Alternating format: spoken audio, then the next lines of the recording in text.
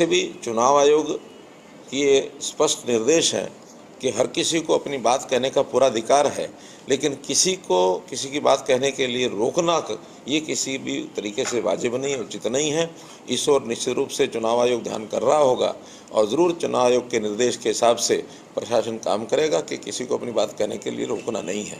अधिकार है मत देने का, मत प्राप्त करने का। जिसको अपनी बात कहनी है, ये एक ऐसा अवसर होता है कि खुल करके अपनी बात अपने मत के द्वारा कहे। सबको मत है कि किस सरकार को लाना है, किस व्यक्ति को चुनना है, लेकिन किसी व्यक्ति की बात न सुनना, उसका विरोध करना, चाहे कोई भी हो, सत्ता पक्ष हो विपक्ष हो, ये उचित नहीं है और ये कभी भी किसी को करना नहीं चाहिए। हरियाणा के अंदर कांग्रेस ने अभी तक जो है अपने प्रत्याशी घोषित नहीं कर पा रही है, तो इसका क्या बीजेपी को फ़ायदा मिलेगा या कुछ नुकसान होगा कि भी ज़्यादा लेट घोषित करने की वजह से? हमारी कभी इच्छा नहीं रही है कि वो लेट घोषित करे।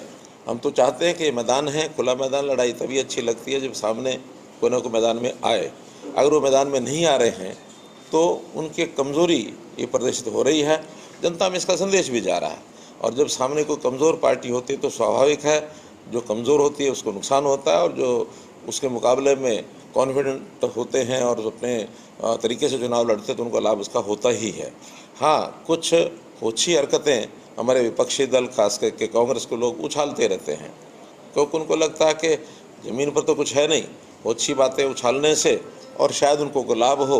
जैसे पिछले 4-5 दिन से एक बहुत ओछी हरकत जो की जा रही है और उछाली जा रही है कि भारतीय जनता पार्टी तो वो 3-4 कैंडिडेट जो है बदले जाएंगे, ये हो जाएगा, वो हो जाएगा।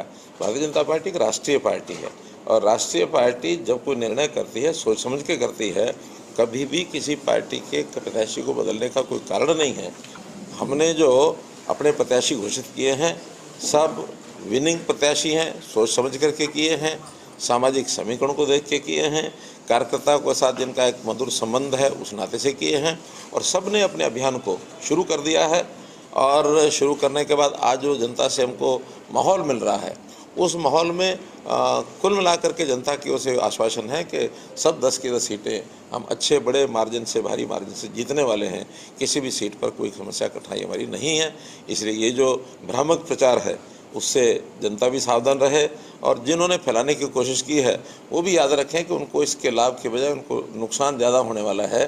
कि कोई अगर किसी को करना है तो पार्टी अपने आप करेगी, दूसरी किसी पार्टी के बारे में किसी को सोचने का अधिकार भी नहीं है, करना भी नहीं चाहिए। वरना तो आज जब तक घोषित नहीं हो हम भी कांग्रेस के प्रत्याशियों के बारे में कुछ कह सकते हैं, लेकिन हम नहीं कहते।